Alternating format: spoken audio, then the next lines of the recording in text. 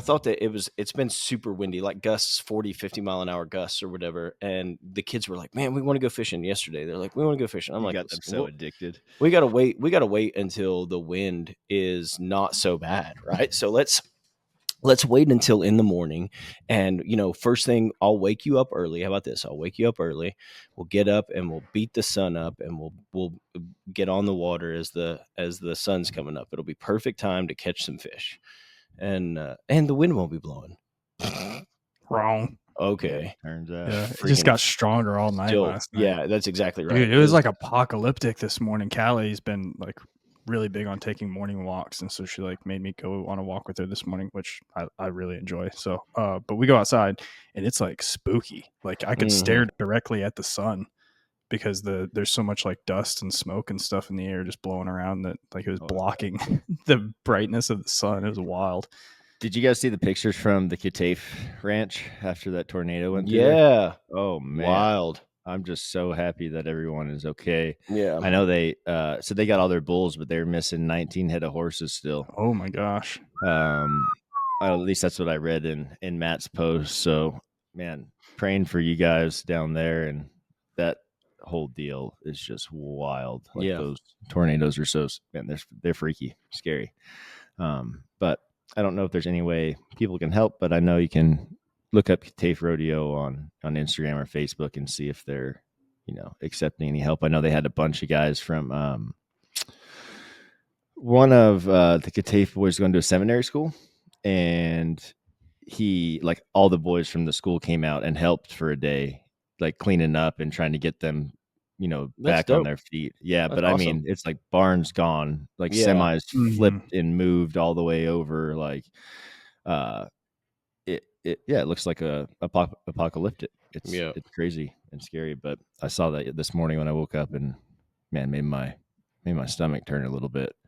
It's a little sickening to see, like, even in person. So we had that when all those storms came ripping through. We had one about 40 minutes from here, and it wasn't huge, but I mean, it was on the ground for a little while, and I had to drive right through the path of it the next morning to go to a barrel race. And there's a couple houses that were just like, I mean, like, it looked like they took every article of clothing that they had and just threw it into the trees. It was like nothing but like flags in these trees. The house is pretty well gone, and it's just stuff everywhere. And it's like, man, that's like heartbreaking, like it's just crazy to see. I think that I don't think anybody was hurt, but it's wild to see a piece of metal that's 30 or 40 feet long, and that's just wrapped like a bread tie around a tree. You're like, oh, okay. Yeah. I just couldn't imagine. Just the fact of where things used to be, and they're literally disintegrated. They're not there anymore. Like no proof of anything ever being there again. Just dude, the one kind of originated just south of us, and like one of the storm chasers was in our town. I wasn't even aware of the threat around us until I saw a live feed from a very well-known storm chaser in my hometown. It's like, okay, this is a problem. Like, this guy obviously knows where they're going to be. And it tracked right over top of our house. It wasn't a tornado at the time, but like a pretty significant, I guess, wall cloud or bowl lowering, what they would call it. And it ended up touching down about 10 miles northeast of us after it had gone over. And, when the sirens went off, we got in the bathroom because we don't have a storm cellar. And so we're in the bathroom. It's like the smallest room in the house in the center. And the kids are kind of freaking out. And I'm like, no, we'll be fine. I said, we'll be fine. If it gets loud and you start to hear, some rumbling, like, you need to cover up with these pillows, like, get down or whatever. And I was like, yeah, even if it does hit us, like, we'd be okay. We'll be fine. Like, trying to be a little optimistic. When the town that it did hit just northeast of us, houses are no like, there's nothing left. Like, it's just a slab. And I that was kind of a realization. I was like, okay. Yeah.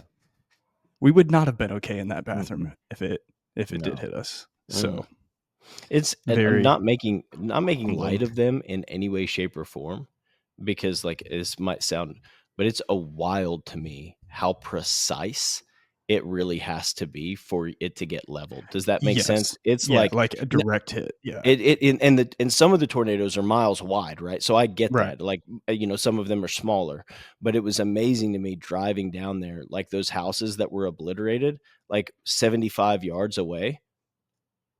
Nothing. Yeah. Some branches broken. You know what I'm saying? But like houses totally fine. So and I say that like not in an attempt to like say, well, it's not really that big a deal because it's a huge The deal. But odds are. if you're not in the direct path, like you probably are okay in the bathroom, right? Like you're just gonna rip some of the roof off, like but you're probably gonna be all right. If you're in the direct path, like I mean, look, nothing's nothing's helping you besides a storm cellar. You know what I'm Yeah. saying, or a Yeah. basement or something. Well, and like that's what it was. It was like it was like I drew out the line like from the survey that they had tracked, and then like from where it originated, where they first spotted like this lowering. Like, I mean, it would have covered our house like directly over top. But yeah, like to your point, like we had one last spring, and you could see the path, like, but where we live, it's really hilly, and so like I don't know what the hills do to the wind, but like one house would be gone, and the one right next to it, where the tornado obviously went directly over to, was like probably just virtually different fine. pockets like that. They're It's tucked weird. in. It's I'm just wild. looking this up right now, and a bunch of stuff's coming about Oklahoma, obviously, because there's like you'd think that is like the alley, right? This is But the tornado podcast. well, yeah, you're welcome. 0.06% yearly risk that you get hit by a tornado. Yeah. So the percentages are so low, but holy crap that's why I live in Montana. No thanks. See ya. Yeah. I'm out on the NATOs. Yeah, have you guys? There's an app out there that's called My Radar app, and I use it. It's like my weather app that I use. But during those storms, it's cool because they have on there's a setting on there. So obviously it's got the radar, and you can open the setting for like storm chasers, and so like all these independent storm chasers that have live feeds out, it shows where their live feeds are, so you can see as one's like coming, like you can click on that guy's live feed and you can just go watch his dash cam, and like it was wild the other night when they were coming through. We were watching them there. Where was that storm? Maybe around Poplar Bluff, I think. And at any rate, it was insane because they're like pulling up, and sure enough, like in the midst of the lightning flashes, you can see like the outline of the side of the tornado, a few miles away. And that's wild. Yeah, it's crazy. It's nuts. That is wild. All right, we're going to change to our normal stuff now. This episode is brought to you by Beastmaster Pro Rodeo. Rodeo season is right around the corner, and it's time for you guys to gear up with the best. We're proud to partner with Beastmaster Pro Rodeo, the go-to source for top quality gear that keeps you riding strong and performing at your best in the arena.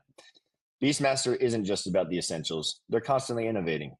This season, they're rolling out brand new products designed to help you push the limits and take your performance to the next level. And as a Champion Living listener, you get an exclusive hookup. Use our discount code Champion Living, all one word, caps lock on. It's going to save you 10% at checkout on your entire order. So whether you're a professional or just getting started, Beastmaster has the gear you need to tackle the season ahead.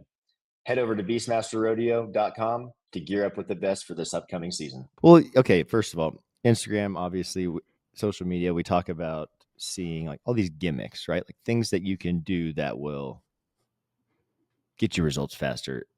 And I'm not always sold on that. For instance, I was reading a study about like I'm blanking out the blood resistance cuffs, like the cuffs you put on for training, right? And it's to restrict blood flow, and supposedly is supposed to increase the strength benefits that come from this, right? And they've been around for a while, and I want to say like, yeah, I think that was a thing like in Arnold's day even. But there's a resurgence, like even a year ago, 2 years ago, where there was like everyone was talking about blood flow restriction, and you need to be doing it, and it's the the next thing that's gonna get you the most gains or whatever. And first of all, people see that, they have no idea what the actual purpose is, so they just throw these things on and go, and who knows what's really going on. But I was looking over the study, and they took 20 guys, untrained athletes or adults, sorry, so haven't worked out before, or if they have, they haven't worked out in the last 6 months, so they're at zero essentially. And what they did is they put them half and half on a high load resistance training program, one with restrictions, the blood flow restriction, one without, and they did everything off of an 80% of their 1 rep max on the percentages, right? And so the length of the study was 20 weeks. I'm sorry, 20 sessions, 10 weeks, so twice a week they worked out. And basically at the end they found that the results were absolutely almost identical. There was no real increase in strength throughout because of the blood flow restriction. The only thing they said that it could benefit was in very, very particular individualized cases, where a situation where they need to recruit, they need help recruiting those smaller fibers to get those bigger ones to fire, could help. So maybe some kind of recovery aspect, I don't know. But I just thought it was really interesting to see. You see all these marketing schemes, man. These people claim that things, this works. And when you look at the actual science, it worked by 0.01 of an increase. Like, it was very similar. It wasn't worth the adding them on. So, it just brings me back always to, there's all these new and improved things, but at the end of the day, the same things work. Yeah. The base. Yeah. I just Googled it just to see like what like buzzword stuff would pop up. So I just Googled blood flow restriction training, and of course, like the sponsored ads are like, build endurance with BFR. What was the other one? The secret of elite athletes. Like, they never say how though, or why. Yeah, allows you to build muscle while exercising at a lower intensity. Like, kind of like, there's a lot of gimmicky stuff, but then like sprinkled in, there's plenty of like rehab organizations where they're like, this may help patients that need help recruiting weaker muscles, like where it's a little bit more toned down, which is probably more in line with the reality of what the capabilities of it are, or what the use case would be. It's the same. It's like literally the same thing as like with nutrition, where like there's a lot of these things that are the secret. The reality is that they're all tools, and for the right time or the right season of life, like you can use one for sure. Like blood flow restriction might be super handy in a rehab setting, right? Post surgery and trying to rehab something. Chances are it's not what you've been missing in your training. What you've been missing in your training is a little word called consistency. That's probably going to help you way more than blood flow restriction. Amen, bro. Amen. And that's another thing that, like, people are always reaching for these little things. Oh, that's going to put me over the edge. It's like, no, just do the thing consistently, and it'll happen. It just comes to be. Pretty simple shit. Another thing I want to talk about today, because I've been getting back on my supplements, and I always kind of go through these phases of the year where I'll be spot on. I'll never miss with them. And I have it's always the winter. It's always this, like, I guess NFR gets me off with them. And then I just take a couple months to get back in the swing of it. But I'm getting back on a bunch of my subs, and like, they're basic multivitamins, things that add to my diet already, hence the term supplement. But one big one that I wanted to make sure I had was creatine. And one of the reasons I've been looking at that and wanting to get it back in stock, but not only just take the regular dose, I want to increase my dosage. It's just because of the sleep deprivation. I don't even want to say deprivation, but just not getting the same sleep that I used to.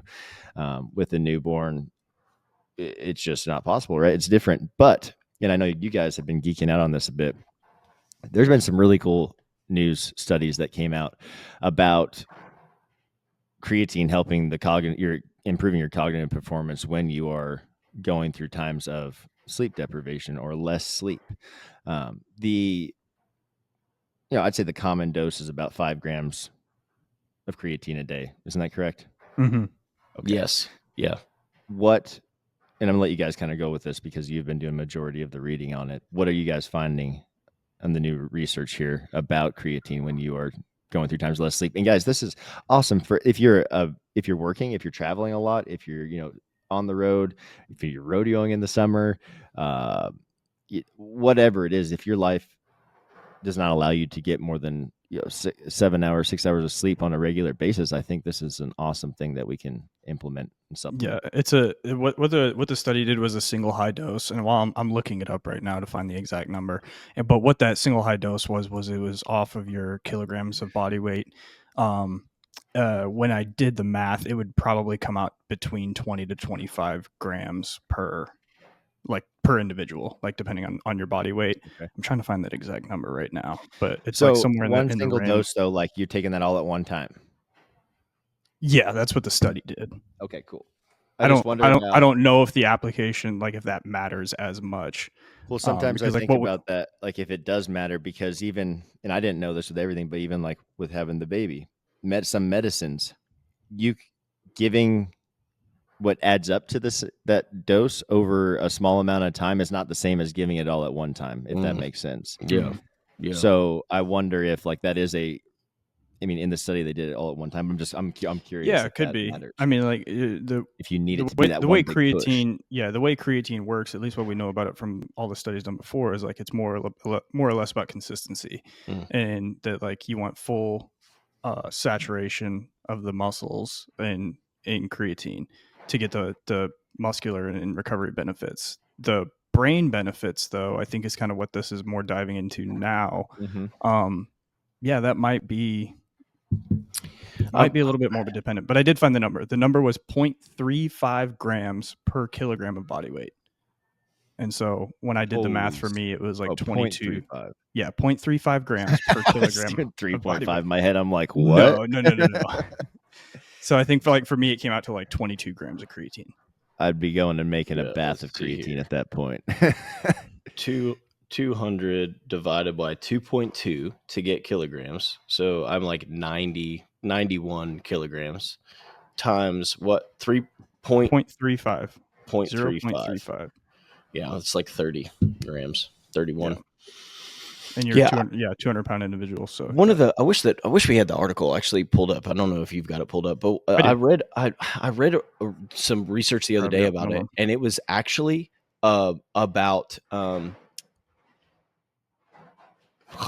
recovery from concussions, TBI, right? Oh, and yeah, like absolutely. The benefit, obviously we know that there's a lot of cognitive benefits, increased memory, that obviously that benefit hasn't hit me yet. But like increased memory, there's a few other things that come from just cognitive performance. And so I started dabbling with it. Well, I had a client actually that was like, man, I've been taking like 15 grams a day. And he's like, I've just been loading up. And I'm like, well, that's kind of odd. Same day, I saw a reel of a guest on Mind Pump, and he was taking like 50 grams a day. And he was like, man, I'm running on like 6 hours of sleep in the last 3 days.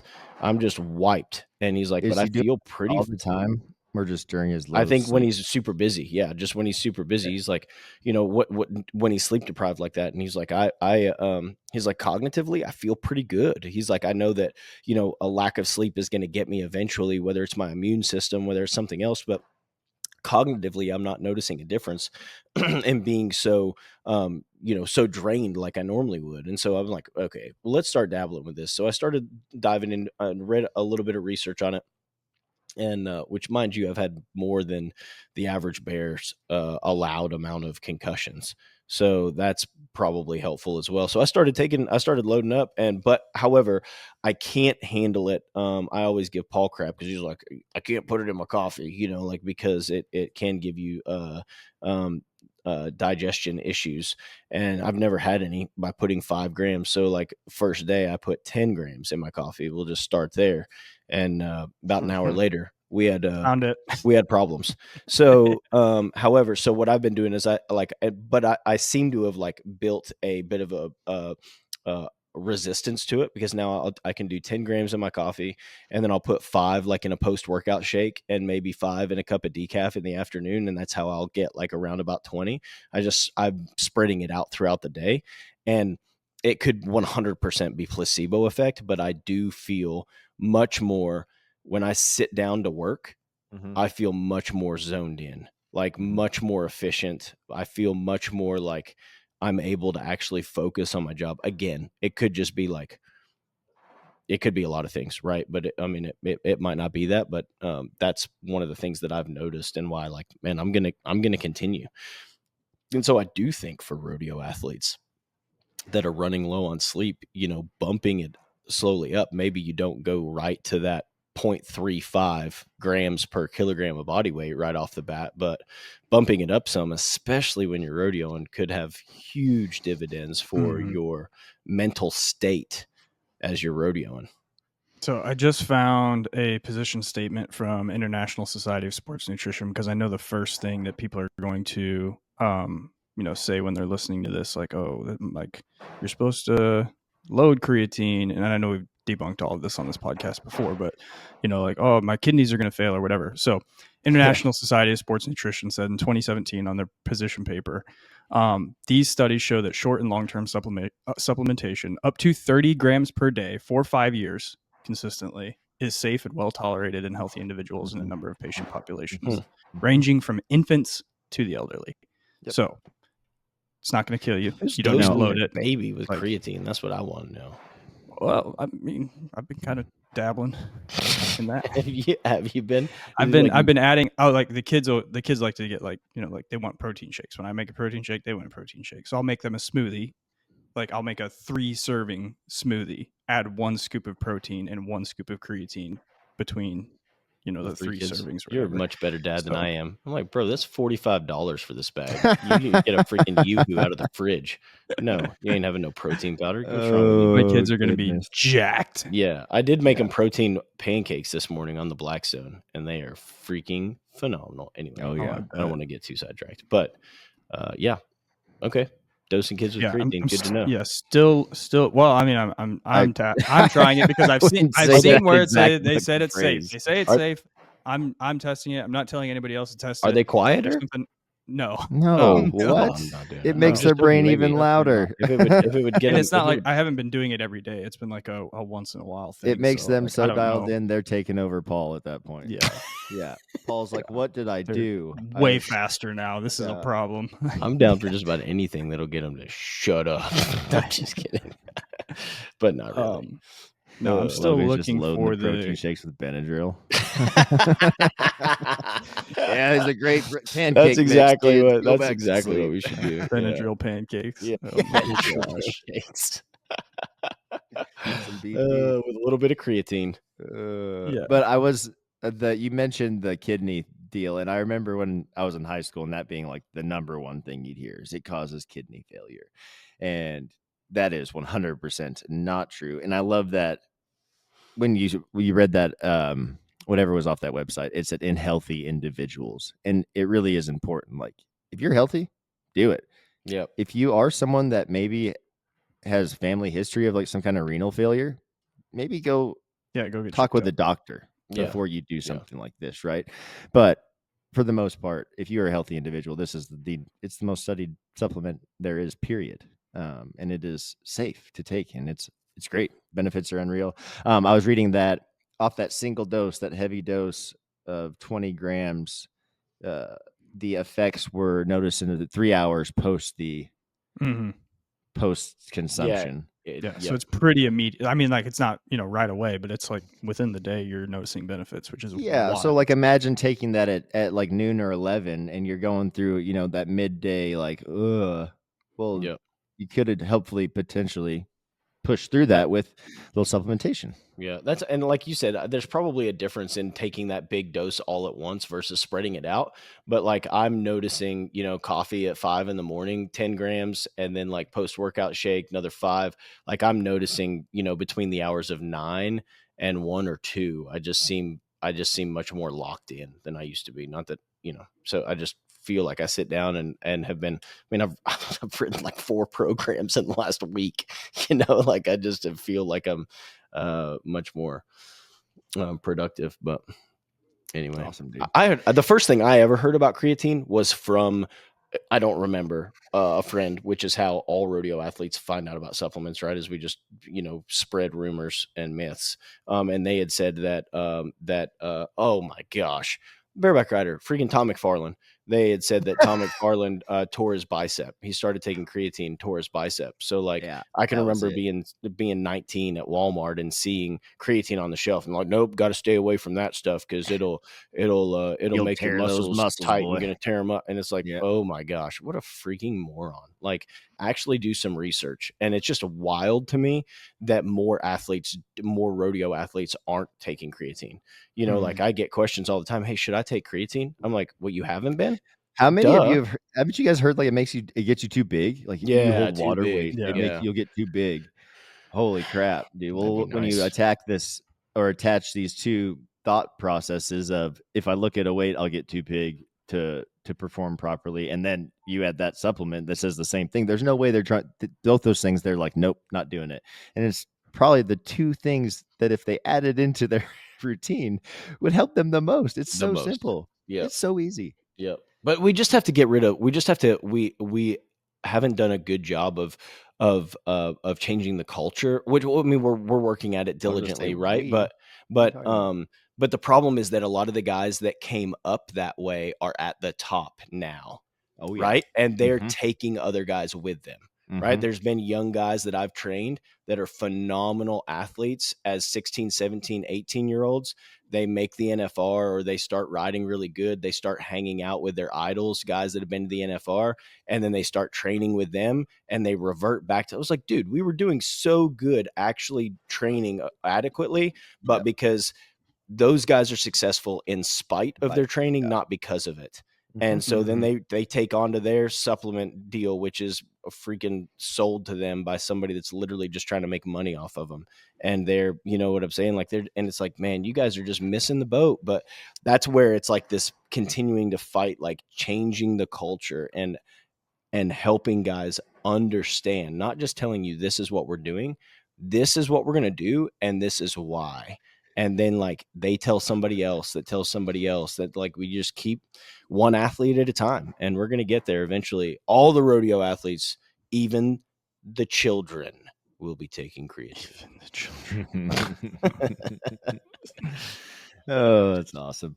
No, it's a good thing to talk about. And you guys been watching any well, I've been playing rodeo picks every day.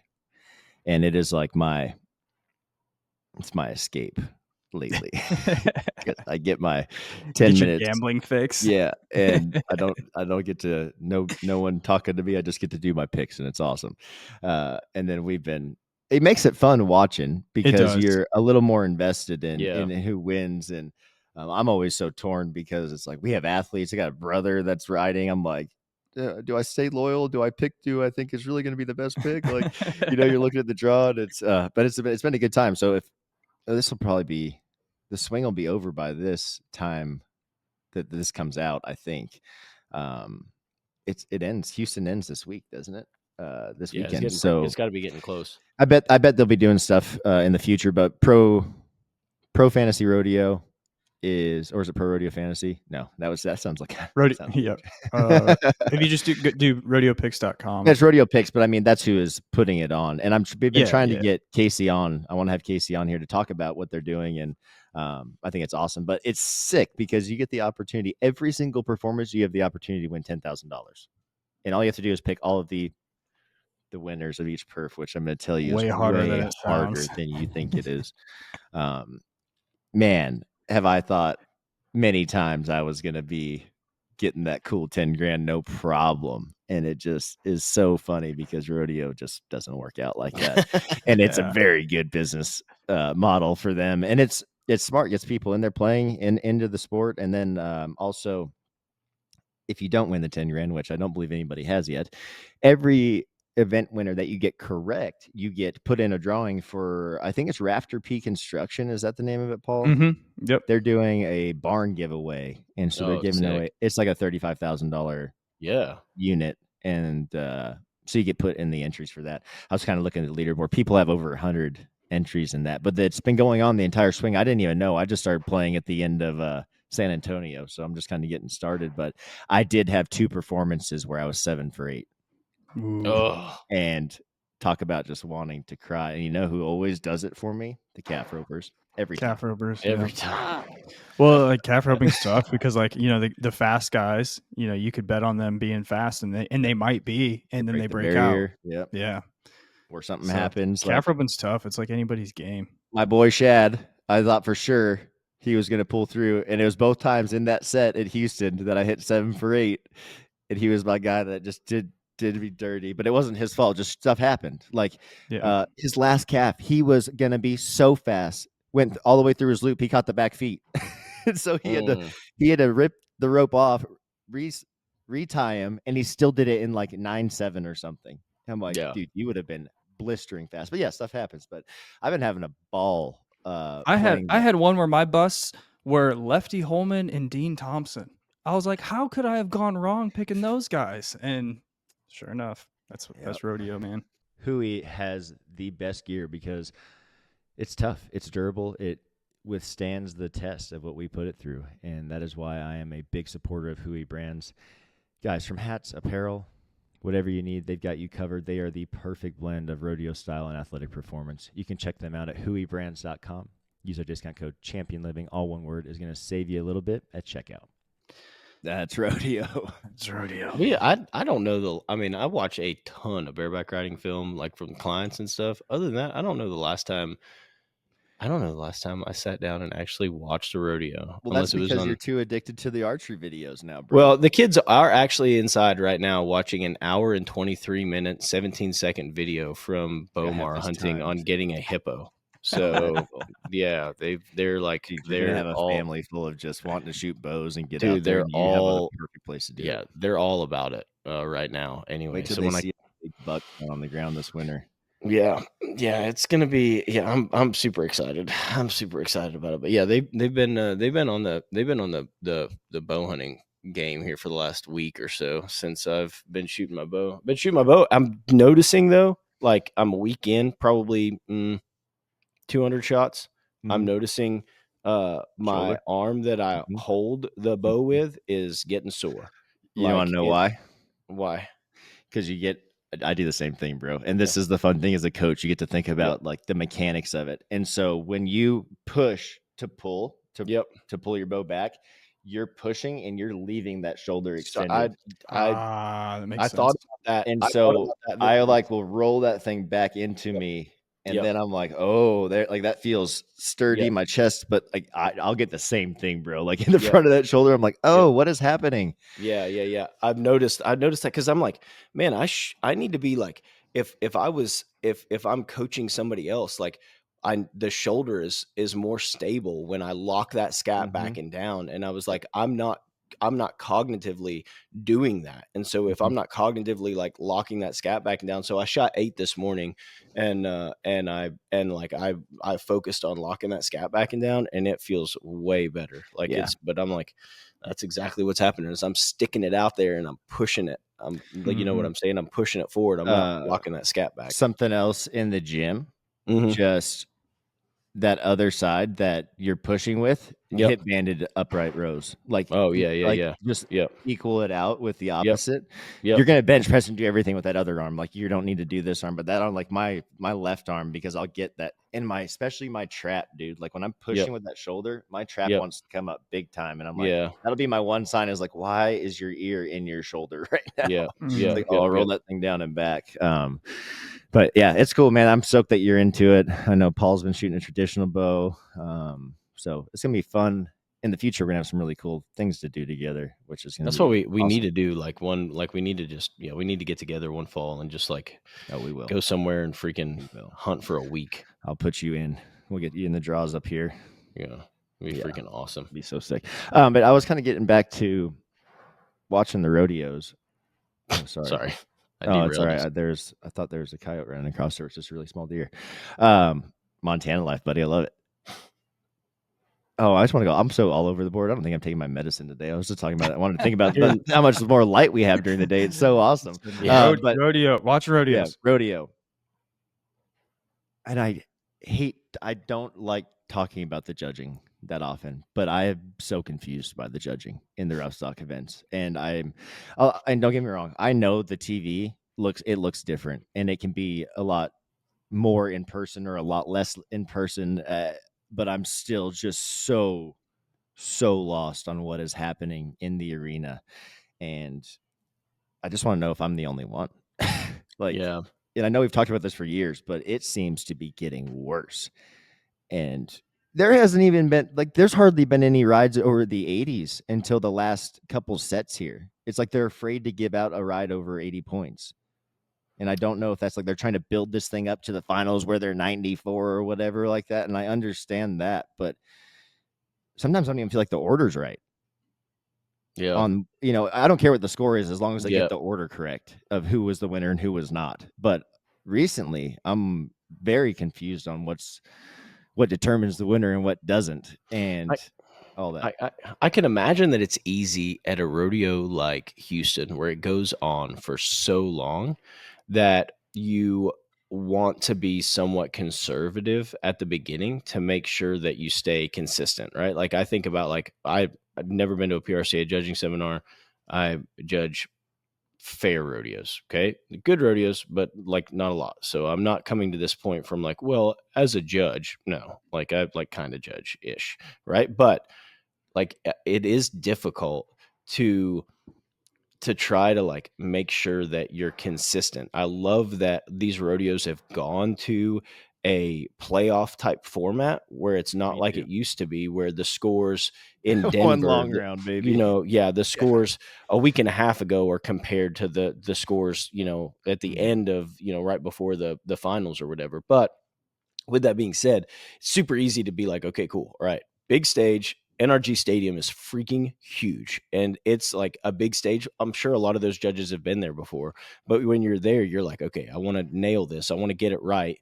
And so then it's like just naturally easy to be more conservative and to not get crazy. And then like the more comfortable that like you get there and time's going, it's like, man, maybe you start marking some 19s that were 18, right? Or some 18 and a halves that were 18 and like all that adds up. If every judge starts like adding in a point maybe that they weren't adding at the beginning, I mean, that's, you're going to start seeing 2, 3, 4 points difference in some rides. But I agree with you in that, like, they're not like the most important thing is the placing. Did we place them correctly? And unfortunately, I think that more often than not, we don't. I think you're correct 100%. One of my biggest hurdles in my head here is I understand how it happened previously off like basing the first ride is like what you're basing the pin off of, right? So a lot of times, unless it is just you cannot deny them, you're about 2 or 3 points lower than you would have been going later in the performance. I feel like that was all the horses are like, it's dumb. It's stupid. And it blows my mind how you can see a guy be 79 points and then a guy will go make the same exact ride 8 riders later and be 83. Yep. Where is the account? It just the accountability is killing me. It takes away from everything. And then it also, I watched last night. I was watching. They missed 3 guys out in the bronc riding. All 3 of them, man, super debatable. Like, it's not. I'm not faulting the judges. I'm faulting the organization for not implementing things like an instant replay, like a challenge system. Because what is happening is you are destroying money out of people's pockets. You're messing with their livelihood doing that, right? Yep. And the only person that suffers is the guy riding. The judges, they don't give a shit. They threw the flag, making the best call they would. I watched a couple of these. There were moves the horses made so fast. They marked him out, and then they swooped left. His feet were in contact when they hit the ground. He just swooped left, and he went back to his cantle and then was going back to him. There isn't a rule to hold them for 2. The rule is the feet are in contact in the horse's neck above the shoulders. The first jump out of the chute, the first jump is when his feet touch, in my head. Yeah. And I'm like, dude, It's crazy that it's that much money. They added $2+ million to this rodeo. Okay, sorry, I'm on a rant. But next thing, I feel like it could be really easy to get stuck in that routine of judging where you almost go through these lulls. You're stoked to be there in the beginning, and the middle is just kind of blah. And that's what I saw in the scoring. In these middle sets, they were in the bronc riding. I don't think they were above 70. They were like 81 one around. It's like, cool. Let's sell the crowd. Let's do all these other things. But why not have, when there's this much money involved, different sets of judges, man? Bring in fresh eyes, bring in fresh dudes for a superset, not performances, but a whole set. This set, these judges do this set, these judges do this set. They rotate. And I'm sorry, we're in Houston, Texas. There are plenty of judges in a close vicinity that you don't have to spend a ton of money on travel to get them there. And how much better could we make the consistency of this? Because if the judges aren't excited to be there, they've been doing this for what, 20 something days straight. It's forever. It's a marathon. But like, there are these little things that they could do as an association that just kill me that they don't do them or even think about them. That's not even on their radar. I guarantee it. You know, yeah, no, I man. Yeah, I completely agree. And I mean, it literally, it's I mean, it's hurt some guys. Like I just sent you guys right now a video on Facebook Messenger, and it's Chad Rutherford, 2020 NFR round 1. Yep. When it was in Arlington. It is a freaking violently rank bareback ride. I remember that. I mean, insanely rank bareback ride. That one always comes around every year. Somebody brings that one up about and he was 84 and a half. Like, they freaking missed the boat, right? Yep. And so that's probably the worst example that I can think of, but it's not the only time. It's pretty standard for almost every rodeo for the first guy out, unlike you said, unless it's undeniable, for the first guy out to not get the dub. Or second or third. Yeah. Like, just, man, it's crazy. I could watch Mason ride this last set and Richie. They were hard on those guys, and they were earlier in the sets, but like 79 and a half. And then you watch the ride go, and the same ride, if not less, was 83. Well, strategically, from a production standpoint, you'll typically set your load order up to buck your best horse last, especially if it's a good matchup, right? You look at paper and you're like, okay, who do I want to end with here? Because that dictates everything else. But if we've got a couple good matchups, I love to start with the guy that I think is like start and end, right? It's more important to me to end the bareback riding with a winner. But like, if we've got two solid matchups, I'm not going to buck them back to back. I'm going to put one at the beginning and one at the end. Like, hey, you drew a good horse. Your reward is you get to be gunner. But chances are you're going to be a bunch. You know what I'm saying? Like, I like putting one at the beginning sometimes. Started off with a bang. Either that or something you think is going to be a. But would you be afraid that they wouldn't mark it? Would it, Yeah, I mean, it's a possibility. Like, I mean, is there communication it is a possibility. Among the judges and contractors? Do you know? Like, hey, man. I'd imagine they'd be the same as the rider. Like, what are y'all doing? What are you marking this?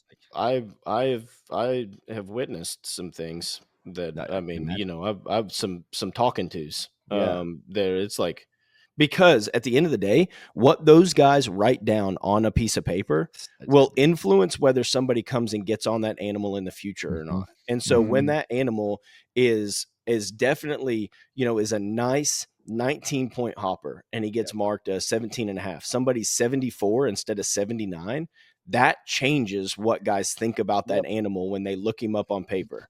And so it's like, well, he's only got one trip and they were 74 on him. I'll probably not come get on him. Well, he was 79. A circuit guy had him and put 19s on him. You show up here and put 23s on him. You're fixing to be 83 and win second here. Like, it's a good horse, and it's one that you could eat a hot dog and ride too. So the reality is that the judging does matter even for the contractors, because it can determine whether guys come and get on their horses or not. It just brings up how important things like Rodeo Now are. Like, agreed. Having a platform that you can go upload all of these rides to, all of these animals to, tag the animals. And so they have their own catalog. And so when you run into these stock stats and you're like, oh, that looks terrible, but you should be looking at who's getting on them. Like if no one that has been on them, if it's all circuit guys and they've been, 12 and 13 point spur rides on this 20 and 21 horse, try and find a video. And that's the hard part about this. They get turned out because there's no video, because people are too lazy to upload the things. But if we just all work together on this, boom, we'd be so much further ahead. But Rodeo Now is awesome. Download the app, y'all. It's free. If you're an athlete, you're a fan, you're a contractor, get your animals on there, get your rides on there. Fans, check out what's going on, in the world of contracting and riding. And let's help the whole sport grow, but it's just stories like that, and we just start talking about it. I'm like, how do we fix it? Oh wait, we already have ways to fix this. Like we're just not doing it right.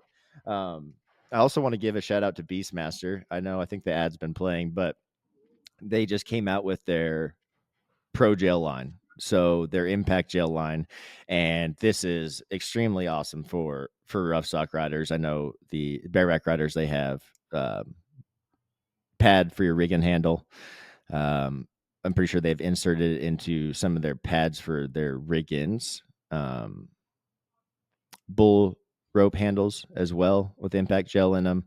Tailbone pads, neck rolls with impact gel in them. I might be wrong, but I want to say they were messing around with timed event things as well, like horse pads and things like that with gel in them. But I'll have to come back on that.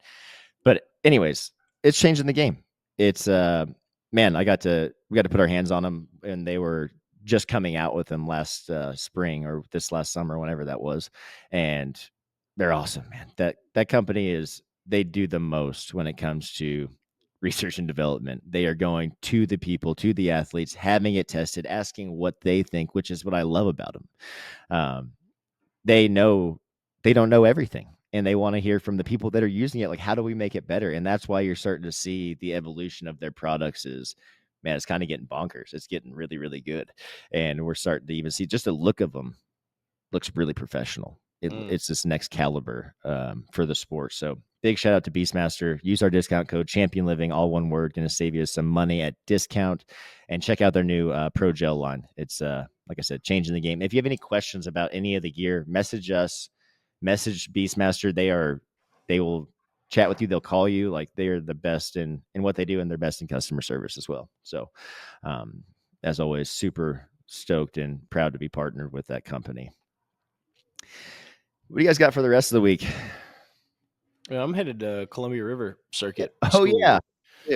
tomorrow morning I'm gonna fly over there, go to Spokane and hook up with Ryan Gray and hang out with him for a day, and then go over to that school. And it's gonna be awesome. Last year was our first year getting to go, and there's a bunch of kids, and I think they've got even more this year. So Mark McMillan with Aces Wild, is that Aces right? Wild, yep. Yeah, Aces Wild has got the horses and stuff. So, dude, and big shout out to Mark. That guy has such a great pen of horses, and like, you can tell he cares about the guys and wants them to get better.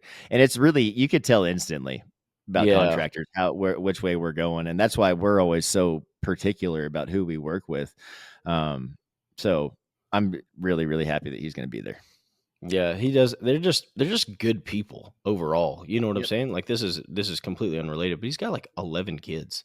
They like fostered a bunch of kids and stuff too. Like, anyway, they're just great people. It's going to be a phenomenal school. It's in a building over there, and so it's one of my favorites that I get to go to, just because I don't get to that part of the country. So it's an opportunity for me to be able to be a part of a school that's in that part of the country, and get to help guys. We'll teach them how to warm up and work out and do some mobility sessions and stuff. And it's going to be a great time. Buck a bunch of good horses, get some guys on spur boards. It's going to be awesome. So that's what, Friday, Saturday, Sunday. So that's the rest of my week. Yep. Big shout out to Ryan too for having you and having us and bringing us into that school. Yeah, he was the caveat for that whole thing. Yeah, he kind of organized all of that, and I want to have him on again. Yeah, I want to get deep. Yeah, yo, dude, you want to talk about? I want to like conspiracy theories, like hours. I want to hear about it. Yeah, get a couple beers ready. Sort of like unfiltered. That would in be which a tinfoil hat is required. We would be canceled so fast. Yeah. We haven't been yet. No, we haven't. I don't know what else we could do to try. I got a few ideas. I have many ideas. Many ideas.